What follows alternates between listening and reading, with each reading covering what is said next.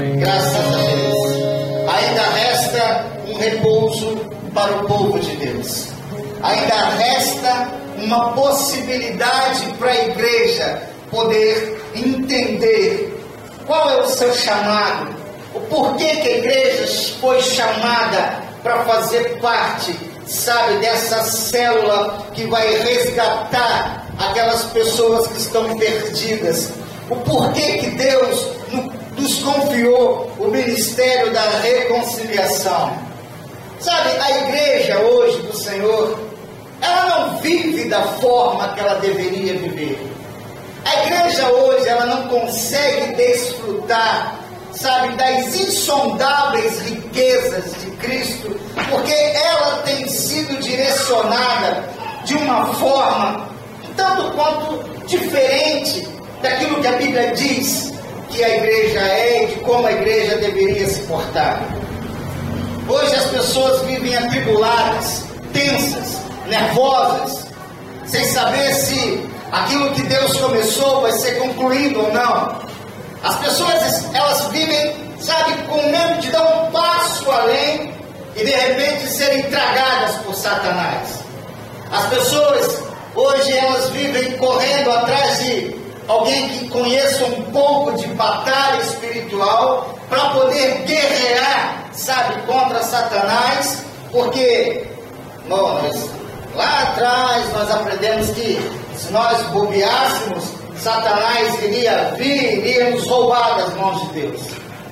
Mas nós vamos aprender nessa noite, vamos começar, sabe, e continuar alargando as nossas tendas a nível de conhecimento, para saber se isso realmente tem respaldo bíblico ou não. Se a palavra de Deus fala sobre isso ou não. Será que o crente, sabe, será que a igreja, ela pode ser tragada por Satanás? Vamos começar já desmistificando algo que tem sido falado durante muito tempo. Que Satanás, ele é o inimigo de Deus. Não é verdade? Que Satanás, ele é o inimigo de Deus. Então vamos começar esclarecendo isso, assim, com poucas palavras. Não vamos precisar usar de muitas filosofias, de vários livros, de muitos textos, de muitas coisas. Vamos esclarecer logo de uma vez por todas que Deus não tem inimigos. Deus não tem ninguém que possa ameaçá-lo.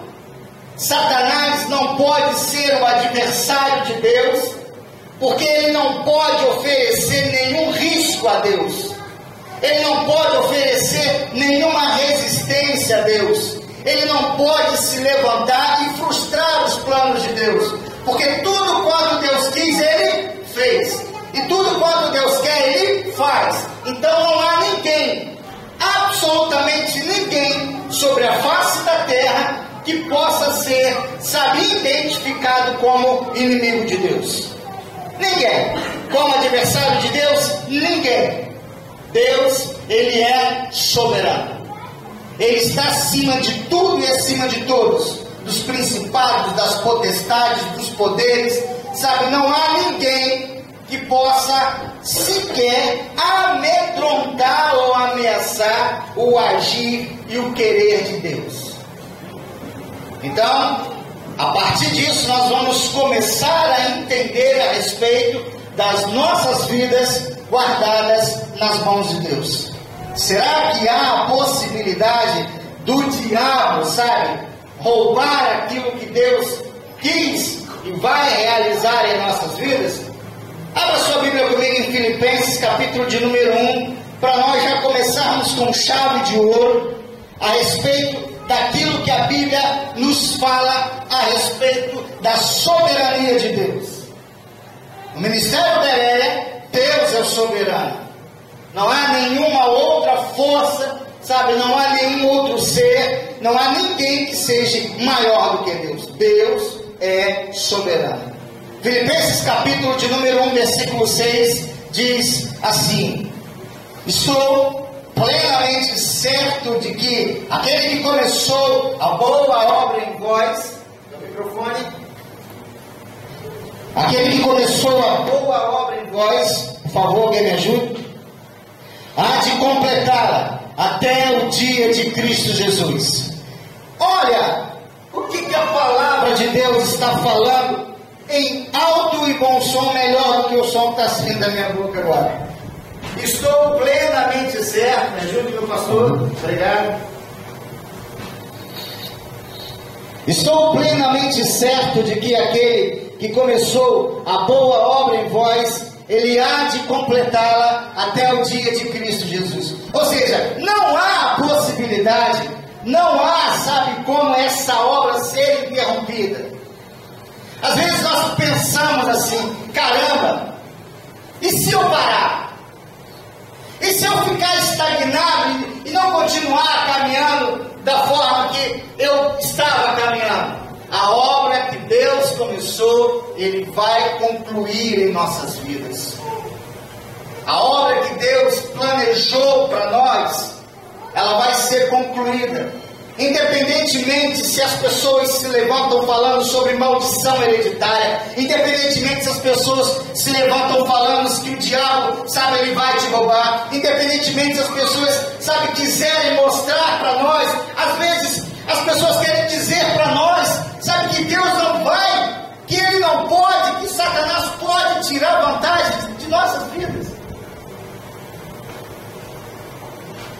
Abra comigo em Gálatas, capítulo de número 3. Eu já vi até culto de quebra de maldição. Quem já foi em culto de quebra de maldição?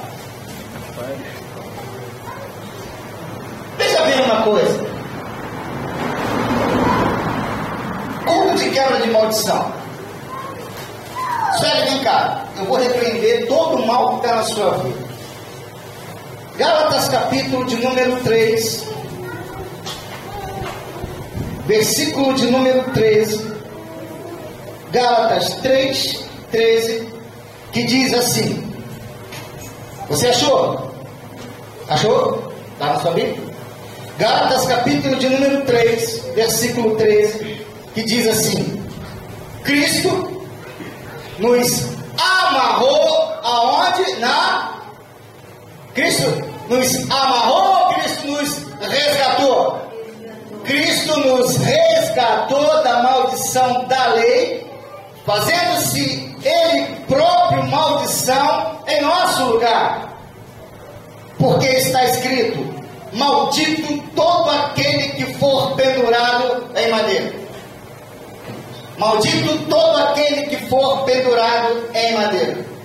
A palavra de Deus diz assim, e se alguém está em Cristo, nova criatura é, as coisas velhas já se passaram, eis que todas se fizeram novas.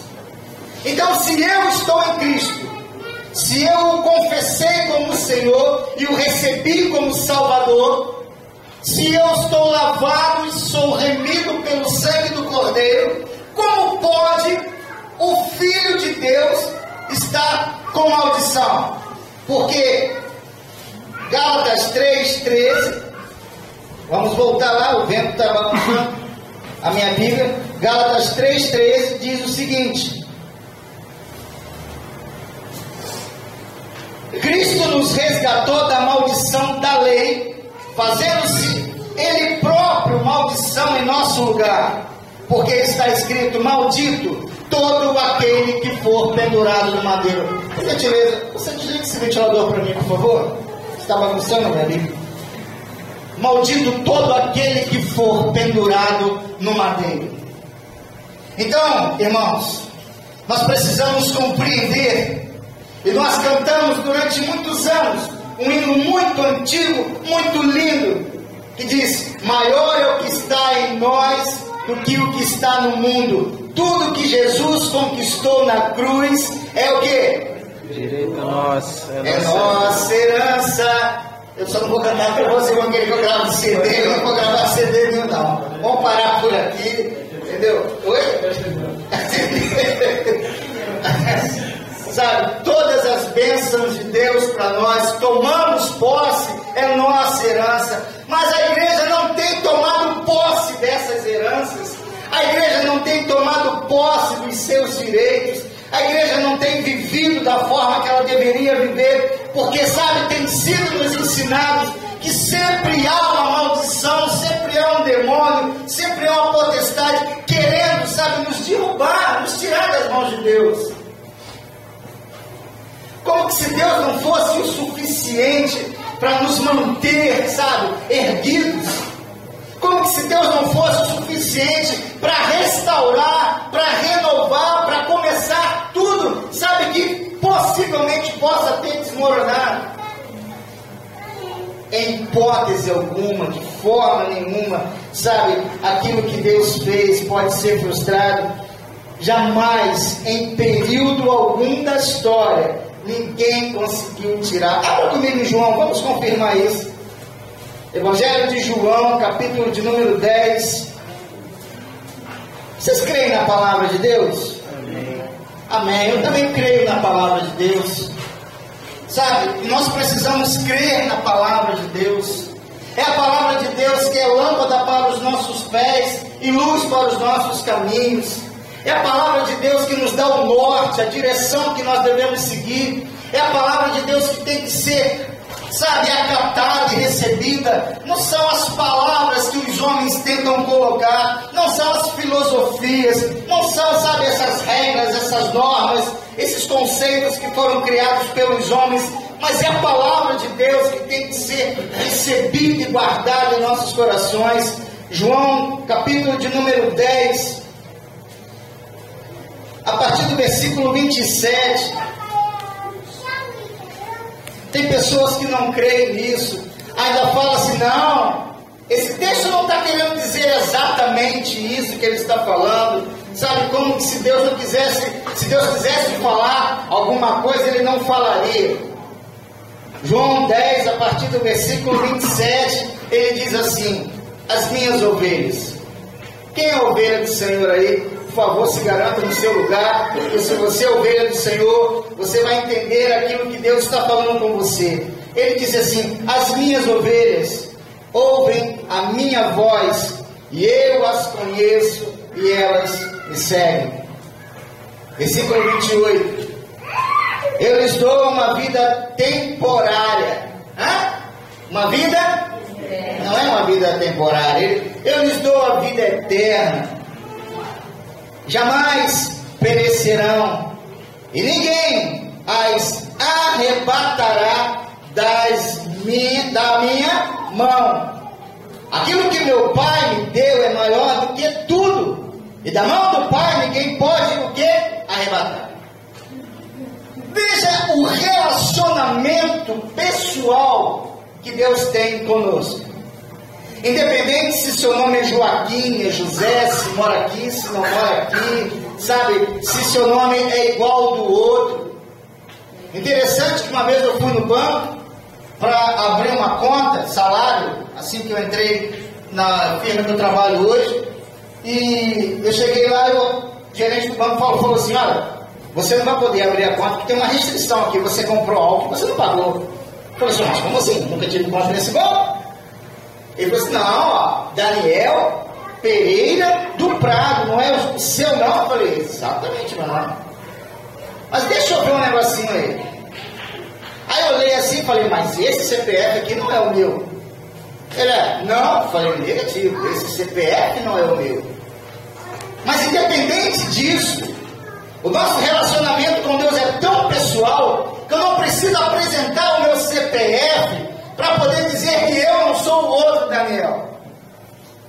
Eu não preciso, sabe, pegar a minha certidão de casamento e mostrar para ele que eu sou casado com a irmã Fátima, né, irmã? Que eu sou casado com ela. Eu não preciso dessas coisas. Ele me conhece, sabe, de forma extraordinariamente poderosa. Ele não precisa de um documento, de um número de um CPF, de um RG, para poder, sabe, fazer essa distinção entre eu e qualquer outra pessoa que tem um nome igualzinho meu, nome e sobrenome. Ele diz assim: eu conheço as minhas ovelhas. Jesus te conhece. Jesus sabe quem você é. Antes mesmo que nós tivéssemos nascido, Ele já nos conhecia. Abra comigo em Salmo 139, isso veio à minha memória agora, eu gostaria de ler isso com você. Salmos capítulo 139, isso é lindo, isso é fantástico, essa palavra que Deus, sabe, ministrou ao salmista. Salmos capítulo 139.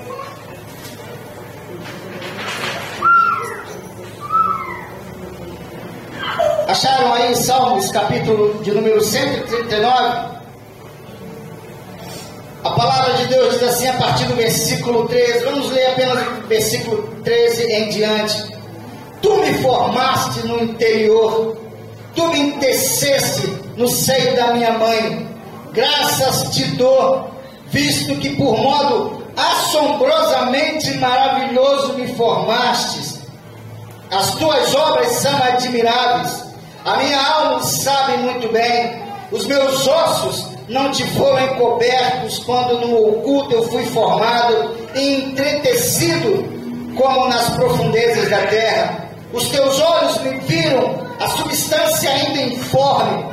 No teu livro foram escritos todos os meus dias, cada um deles escritos e determinados, quando nenhum deles ainda havia. Para você ter noção de que nós não somos, sabe, um número de CPF, não somos apenas um pontinho azul, sabe, no meio de um tapete cor de vinho, num tapete amarelo. Nós não precisamos, sabe, de uma tinta para nos identificar. Deus nos conheceu mesmo antes de nós estarmos formados no ventre de nossas mães.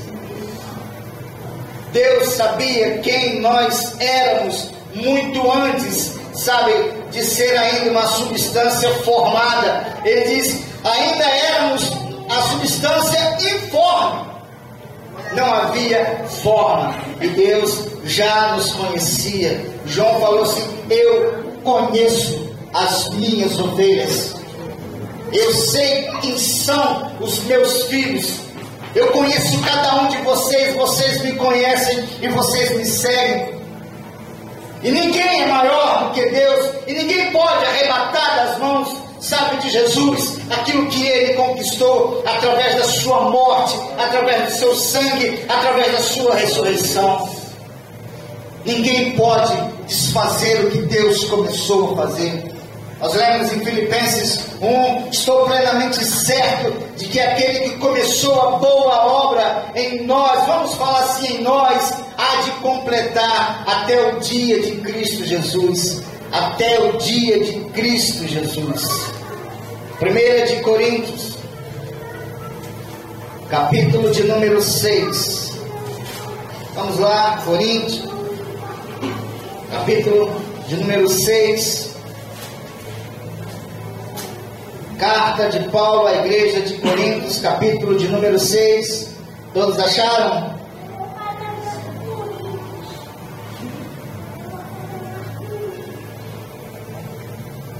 Todos acharam, amém? Olha o que está no versículo 17. Você está lendo o que está escrito no Espírito, no capítulo 6, versículo 17? Vamos ler? Mas aquele que se une, quem? Esse Senhor aí é com S minúsculo ou é com S maiúsculo?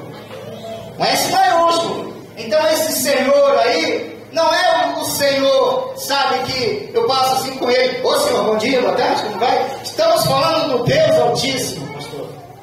Estamos falando do Eterno, do Criador dos céus e da terra. A palavra de Deus diz assim, aquele que se une ao Senhor é um espírito com Ele.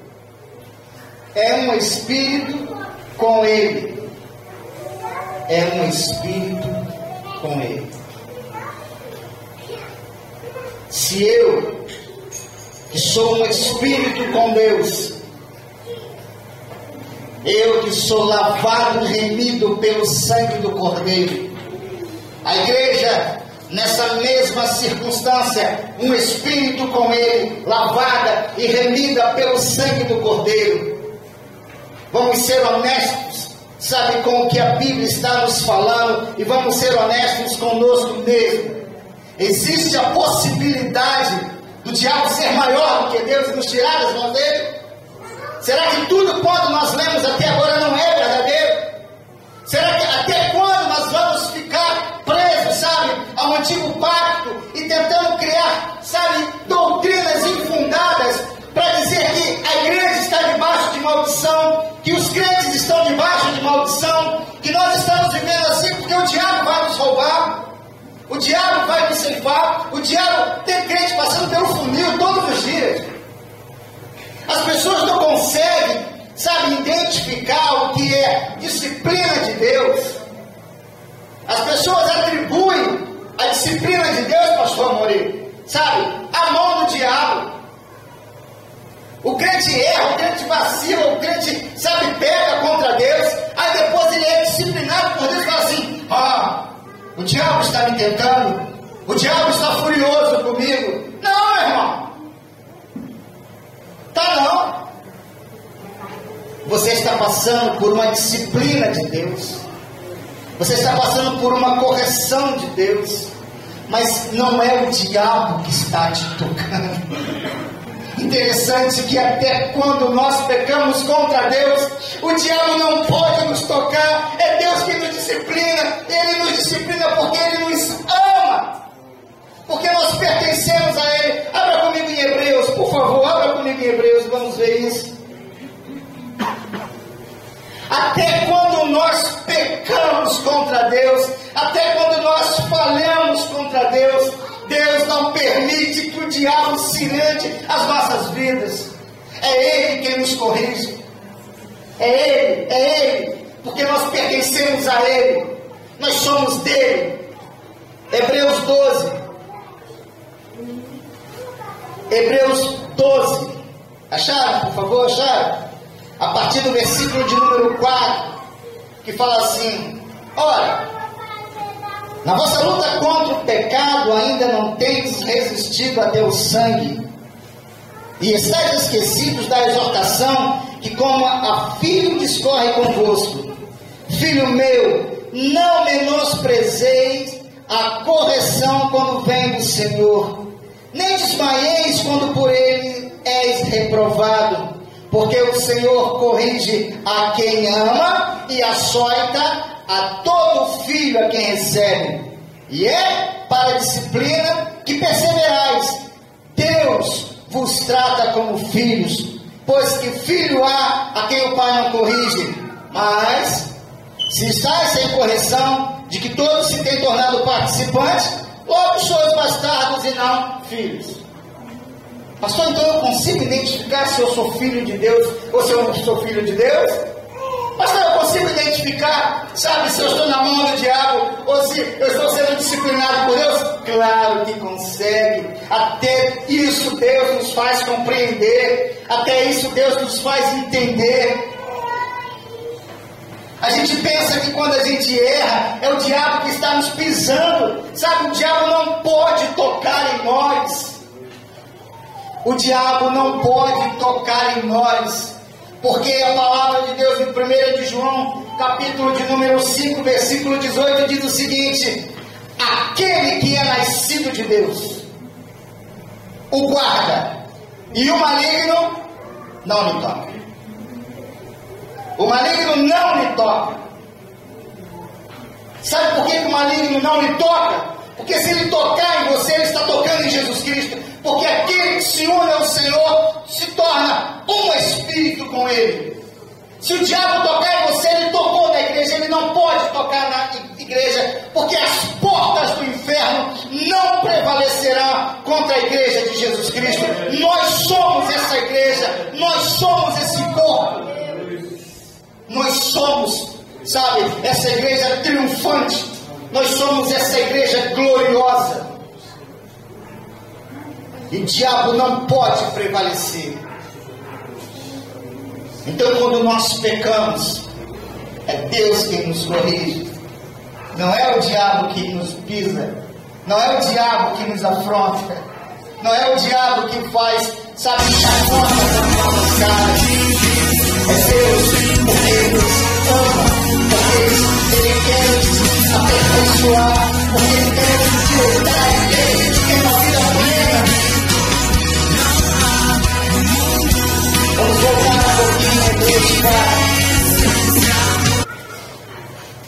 Só para nós continuarmos entendendo, sabe, essa grandeza do que é entrar no descanso de Deus.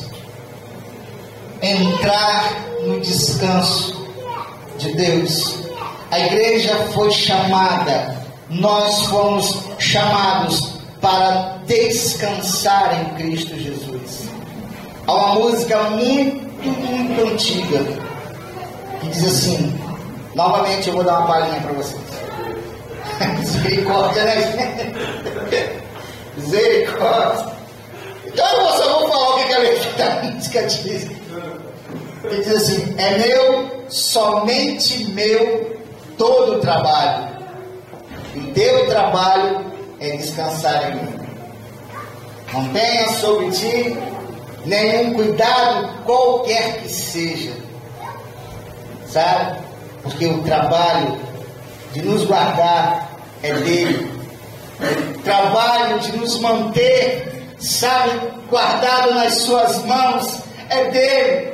É ele quem faz, é ele quem opera em nossas vidas. Hebreus 4, a partir do versículo 1, que diz assim: temamos, portanto, que, sendo-nos deixada a promessa de entrar no descanso de Deus, suceda que alguns de vós tenham falhado, porque também a nós foram anunciadas as boas novas, como se sucedeu com eles. Mas a palavra que ouviram não lhes aproveitou, visto não ter sido acompanhada pela fé naqueles que a ouviram. Nós, porém, que cremos, entramos no descanso de Deus, conforme tenho dito: assim jurei na minha ira, não entrarão no meu descanso aqueles que não uniram a palavra da fé, né? Embora certamente as obras estivessem concluídas desde antes da fundação do mundo. As pessoas, os crentes, eles não conseguem desfrutar desse descanso, dessa paz, sabe, desse consolo, porque nós não aprendemos a usar a nossa fé. A igreja, ela é ensinada a usar a fé, sabe, de maneira errônea. As pessoas não são ensinadas a usar a fé, sabe, aquela que foi dita lá em Hebreus capítulo 11, que a fé é o firme das coisas e a convicção de fatos que se não veem. As pessoas hoje são ensinadas a crer nas promessas, que elas vão alcançar bens, que elas serão ricas, sabe, que elas vão conseguir conquistar bens materiais e prosperidade e tudo mais que tenha, sabe, essa miscelânea toda, esse conjunto de heresias que são pregadas por aí. Mas as pessoas não conseguem entender, sabe, que o nosso reino não é aqui na terra. Que a nossa esperança, ela não pode ser limitada somente às coisas aqui da terra. Jesus falou: o meu reino, ele não é desse mundo. O meu reino não é desse mundo. E nós não pertencemos a esse mundo. Irmão, esse mundo não te pertence mais não, irmão. Nós já pertencemos a ele. Nós já vivemos nele. Mas ele nos libertou do império das trevas e ele nos transportou. Ele sabe, ele foi onde nós estávamos perdidos e ele foi, saqueou aquilo que estava perdido e ele trouxe, ele guardou, sabe, nos seus braços. E os nossos nomes estão escritos no livro da vida. E como diz o livro de Apocalipse, que aqueles cujos nomes estão escritos no livro da vida do Cordeiro desde antes da fundação do mundo, esses nomes não podem ser apagados, não podem ser riscados. E nós aprendemos a usar a nossa fé para as coisas secundárias. Nós estamos sendo ensinados a estar preocupados, sabe, com coisas materiais. Irmãos, não há problema nenhum em querer possuir, sabe? Eu vou falar isso até a minha vida cessar, ou Jesus voltar para nos buscar, sabe? Nós não precisamos estar presos, preocupados. Deus tem cuidado de nós, Deus tem zelado por nós. É Deus quem nos sustenta, é Deus quem nos dá o fôlego de vida, é Deus que abre portas, é Deus que age, sabe? Ele quer que nós buscamos primeiro o quê? As coisas da terra e o reino dos céus em segundo lugar, ou diferente disso? Vamos abrir lá em Lucas. Estava lendo isso hoje à tarde em Lucas, se não me engano, Lucas 12. O que eu estou em Marcos? É Lucas. Eu não achei. Lucas 12. Eu acho que é Lucas 12 mesmo. Oi?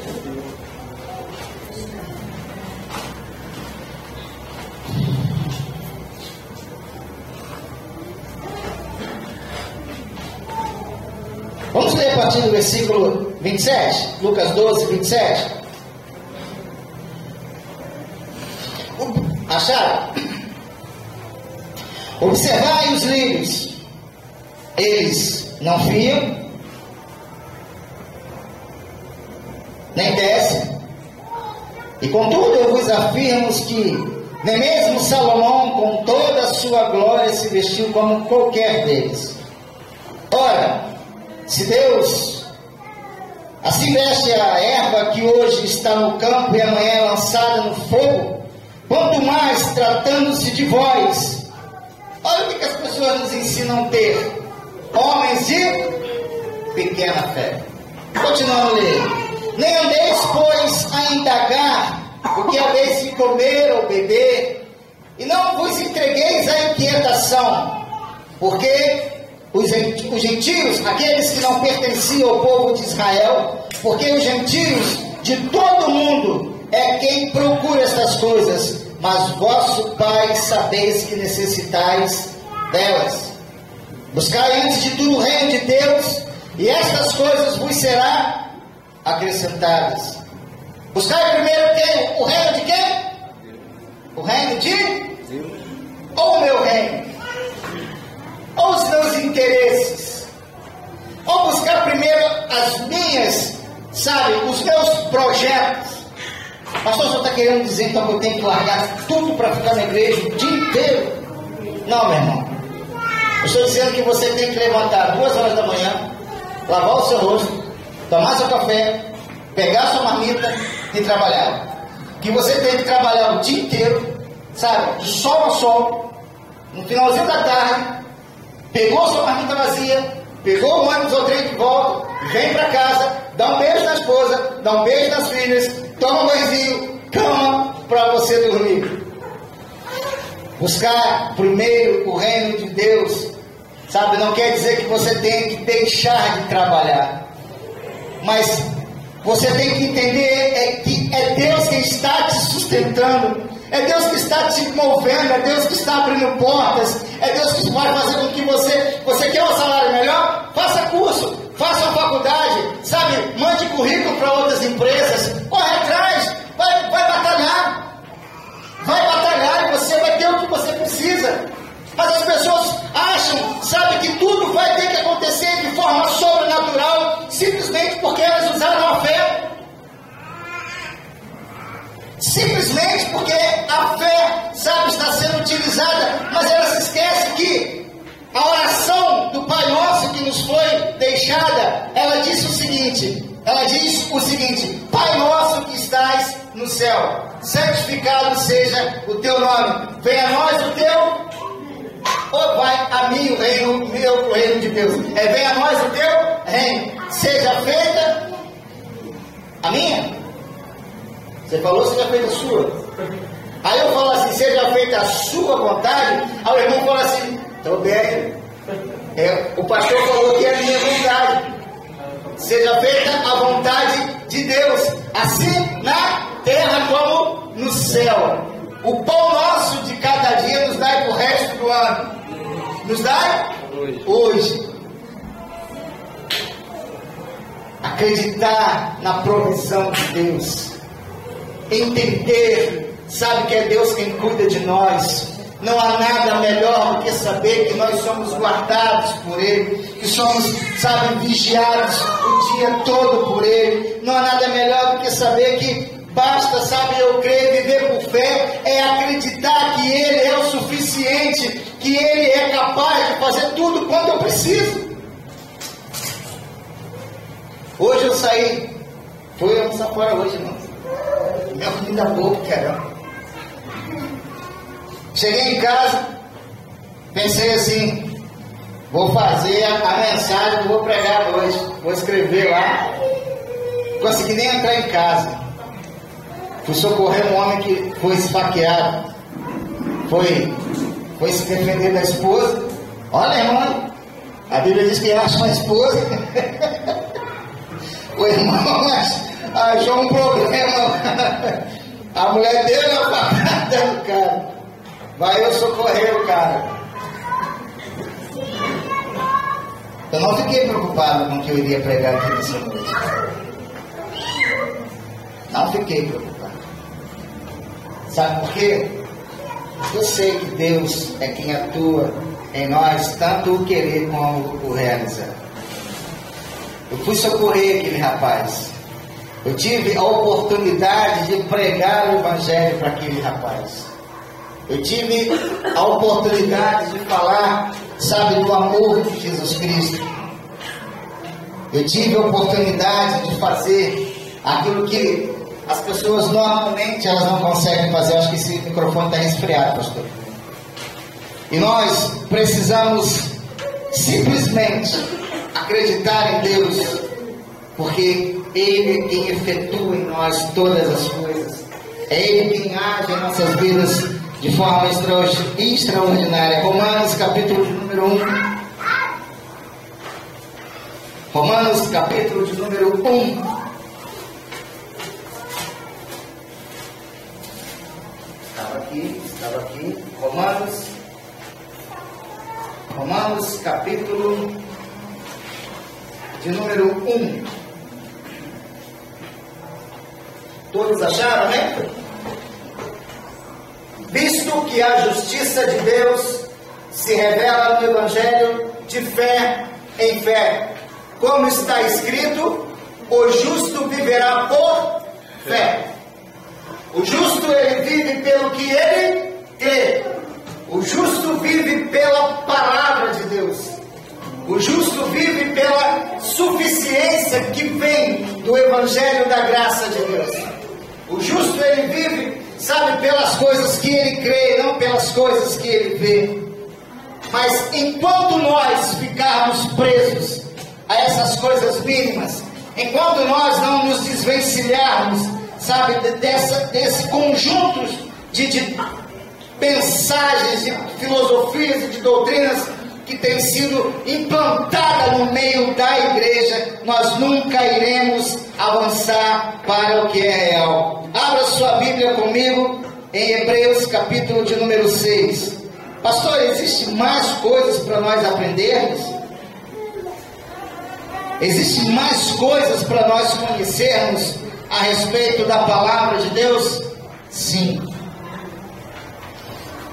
Deus, na sua grandeza, Deus, na sua sabedoria, Ele tem muito mais para nos revelar. Hebreus capítulo, falei Hebreus 6. Hebreus 6. Vocês acharam aí? Todos acharam, amém? Hebreus 6, a partir do versículo de número 1, que diz assim: por isso, pondo de parte os princípios elementares da doutrina de Cristo, deixemos-nos levar para o que é perfeito, não lançando de novo a base do arrependimento de obras mortas, da fé em Deus e do ensino de batismo e da imposição das mãos e da ressurreição dos mortos e do juízo eterno. Isso faremos se Deus permitir. O que eu quero falar com isso e o que eu quero explicar para vocês através dessa passagem do livro de Hebreus é que existe muito mais coisas a serem ensinadas, existem muito mais coisas a ser aprendidas do que esse sistema filosófico, sabe, e de conjuntos, é um conjunto de ensinamentos humanos, do que na verdade tem aí. Enquanto nós ficarmos presos, sabe, aquele beabá lá do nosso ensino de catecúmenos, quando nós nos convertemos da classe de novos convertidos, nós nunca iremos avançar para o que é perfeito. Nós nunca iremos dar um passo a mais. Abra um pouquinho, sabe? Não abra não, porque deve estar na mesma página aí. No capítulo de número 5 de Hebreus, vamos ler o que está escrito no versículo 11. O autor do Hebreus, falando ao povo hebreu, obviamente, no capítulo 5, versículo 11, ele diz assim: a esse respeito temos muitas coisas para dizer, difíceis de explicar, porquanto vos tendes tornado tardios em ouvir. Pois com efeito, quando devias ser mestres, atendendo ao tempo decorrido, tendes novamente necessidade de que alguém vos ensine de novo quais são os princípios elementares dos oráculos de Deus. Assim, vos tornastes necessitados de leite e não de alimento sólido. Ora, todo aquele que se alimenta de leite é inexperiente na palavra da justiça, porque é criança. Vamos parar aqui um pouquinho e vamos entender quais são os princípios elementares dos oráculos de Deus. O que é um oráculo de Deus? A gente ouve muito falar, sabe, Senhor, a sua palavra, vamos ler os oráculos de Deus, porque nos oráculos do Senhor, os teus oráculos, mas o que são os oráculos de Deus? Bom, os oráculos de Deus nada mais, nada menos é do que todo o conjunto, sabe, de revelação da palavra do Antigo Testamento, ou seja, a lei. Toda a lei representa os oráculos de Deus. E o autor fala assim, por isso, no capítulo 12, acabamos de novo aqui, com efeito,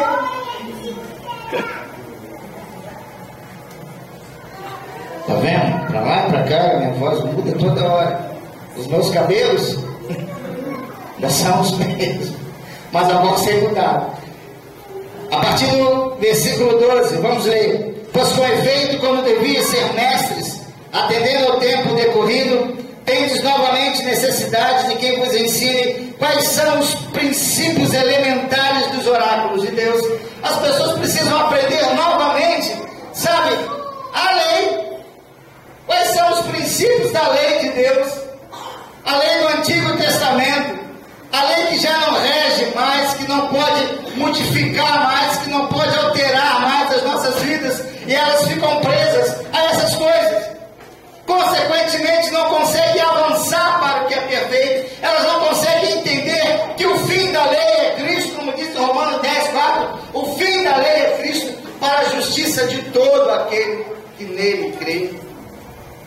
Irmãos, se nós ficarmos presos, se nós ficarmos agarrados, sabe, a esse sistema religioso que existe hoje, se nós não dermos um passo em direção à graça de Deus, nós nunca iremos compreender, nós jamais iremos conseguir entender o que de verdadeiro tem para as nossas vidas. Nós não vamos conseguir ter uma vida livre para adorar a Deus. Tá um negócio aqui. Nós nunca iremos compreender de fato, de verdade, aquilo que Deus tem para nós. Nós sempre iremos estar vivendo com medo do diabo, com medo de Jesus, de repente, sabe, se distrair por algum momento ou outro, com medo de Jesus perder o controle das coisas e de repente o diabo vir e nos tirar das mãos dele. A igreja não tem descansado, a igreja não tem repousado A igreja não tem conseguido, sabe? Vocês estão rindo? Hoje está difícil. A igreja não tem conseguido descansar. A igreja não tem conseguido, sabe, relaxar. Os crentes não conseguem mais colocar as suas cabeças nos travesseiros e falar assim: Senhor, obrigado pelo meu dia. Senhor, obrigado pela tua salvação. Senhor, obrigado porque eu sei que eu vou amanhã acordar e o Senhor vai continuar zelando pela minha vida. Acho que eu vou desistir do microfone, pastor. É melhor, né? Vamos lá. E é esse conhecimento que nós precisamos ter. Essa paz. Sabe, nós cantamos essa paz que eu sinto em minha alma. Sabe, nós apenas cantamos, mas não vivemos essa paz. Porque nós, sabe, não conhecemos o Deus que nós servimos. Nós não entendemos com perfeição o porquê que Jesus morreu. Jesus morreu na cruz para nos fazer livres. Jesus morreu na cruz para nos resgatar do império das trevas, para se fazer maldição em nosso lugar, para que Ele pudesse ser o nosso substituto. Jesus morreu por causa dessas coisas. Não foi apenas para, sabe, 12.000 anos depois, ser o protagonista lá, o personagem principal do filme, Mel Gibson. Não, vou morrer porque o Mel Gibson vai, sabe, vai fazer um filme comigo. Eu vou ser, sabe, vamos fazer vários filmes com o meu nome. Eu vou virar artista de cinema. Jesus não morreu para ser reconhecido, sabe, como artista de cinema. Jesus não morreu para que ele pudesse ser criado, sabe, todo um império hollywoodiano com o seu nome. Jesus morreu porque ele te amava. Porque ele te amava, porque ele te amava, porque ele me amou. Porque Ele quis, sabe, nos fazer livres para adorá-lo. Ele quis nos fazer livres para servi-lo, sem medo de nada nem de ninguém. Sabe, Paulo diz que Ele não nos tem dado um espírito de covardia, mas um espírito de poder, um espírito de moderação, um espírito, sabe, confiança nele. Acreditar nele. As pessoas hoje não conseguem simplesmente fazer uma oração e acreditar que aquilo vai acontecer. As pessoas têm que fazer mais. As pessoas querem pagar um preço, sabe, para tentar se justificar com Deus e mostrar para Deus: Senhor, eu estou pagando um preço também. Como se qualquer coisa que fizesse fosse o suficiente para justificar qualquer coisa diante dele. Deus quer, sabe, que nós vivamos pela fé. Deus quer que nós vivamos acreditando, sabe, e reconhecendo tudo aquilo que Ele fez por nós. Aquele sangue vertido na cruz me lavou, sabe, me tornou mais alvo do que a branca lã, mais alvo do que a neve. Aquele sangue me fez justificado. Aquele sangue me fez remido. 1 Coríntios, capítulo de número 1. Vamos ver o que está escrito em 1 Coríntios, capítulo de número 1, versículo 30. A igreja não toma esse conhecimento. As pessoas querem ser do pastor, as pessoas querem ser da convenção, as pessoas querem ser da denominação, as pessoas querem ser, sabe, de qualquer grupo, mas elas não entendem o que a palavra de Deus diz. Em 1 Coríntios, capítulo de número 1, versículo 30, diz assim: mas vós sois dele. Dele quem? Jesus, é claro. Mas vós sois dele, em Cristo Jesus, o qual se nos tornou da parte de Deus sabedoria, justiça, redenção e santificação. Olha o que Deus fez por nós, e nós continuamos vivendo com medo do diabo, achando que o diabo vai nos tirar das mãos de Deus, irmãos. Será que vai funcionar? Tem certeza? E as pessoas vivem achando que o diabo vai nos tirar das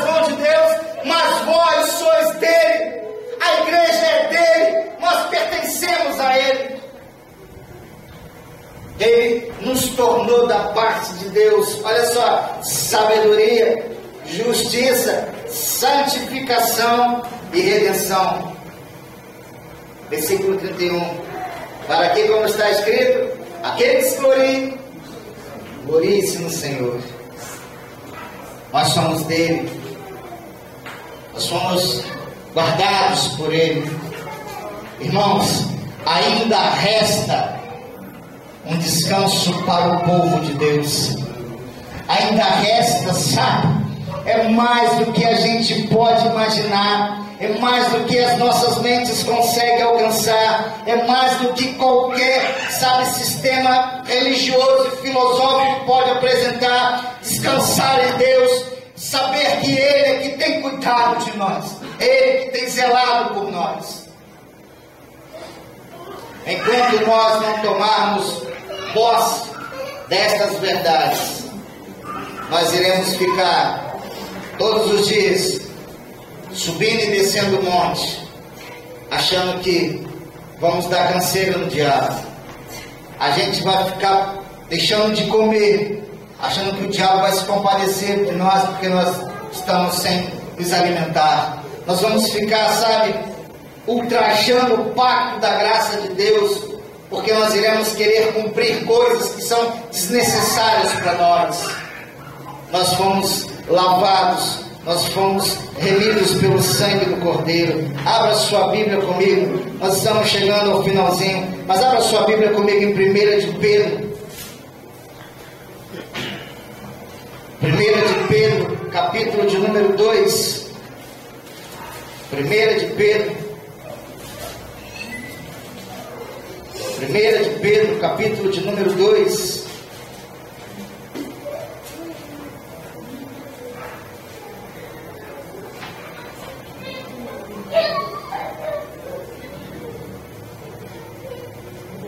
Todos acharam, amém?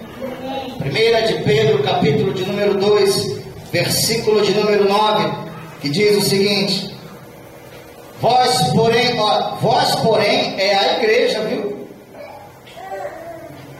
Não é o mundo todo, não é, sabe, as pessoas que ainda estamos falando da igreja. Vós, porém, sois raça eleita, sacerdócio real, nação santa, povo de propriedade exclusiva do Senhor, a fim de proclamar as virtudes daquele que vos chamou das trevas para a sua maravilhosa luz. Sabe, vós sim que antes não erais povo, mas agora sois povo de Deus, que não tinha alcançado a misericórdia, mas agora alcançaste misericórdia. Aleluias, glória a Deus. É essa igreja que somos nós, que é essa igreja que é guardada, somos raça eleita, sabe, sacerdócio real, somos povo de propriedade exclusiva de Deus. O diabo não pode te tocar, o diabo não pode te manipular, o diabo não vai ceifar a sua vida, sabe, o diabo não vai te dominar, o diabo não vai te arrancar das mãos de Deus, porque aquele que é nascido de Deus o guarda e o maligno não lhe toca. Nós somos um espírito com Ele.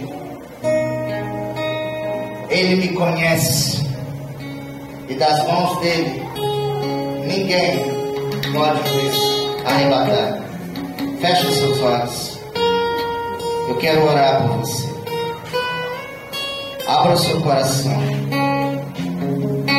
Fala com Deus nesse momento. Comece a falar com Deus nesse momento.